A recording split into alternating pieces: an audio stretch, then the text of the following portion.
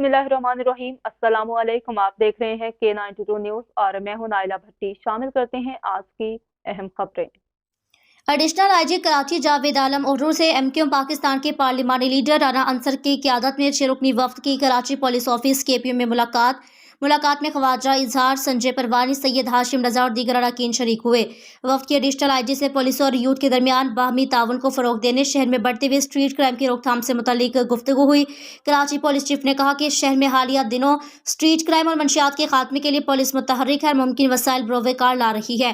Police ने CCTV कैमरों की मदद से हाई प्रोफाइल मुकदमात की तफ्तीश, मुलजिमान की गिरफ्तारी में बड़ी कामयाबी हासिल की। लिहाजा शहर में CCTV कैमरों में इजाफे की अशद जरूरत है। एडिशनल आईजी कराची ने मजीद कहा कि पुलिस पे तफ्तीश के शोबे को जदीद खतूत पर इस्तेमाल किया जा रहा है। तालीम याफ्ता नौजवानों को पुलिस पे भर्ती किया गया ताकि कारकर्दगी मजीद बेहतर बनाई जा सके। मुलाकात के इख्तिताम पर MQM वफ्द ने पुलिस से मुकम्मल ताउन की यकीन दहानी कराई, जिस पर कराची पुलिस चीफ ने वफ्द का शुक्रिया अदा किया और नेक ख्वाहिशात का इजहार किया।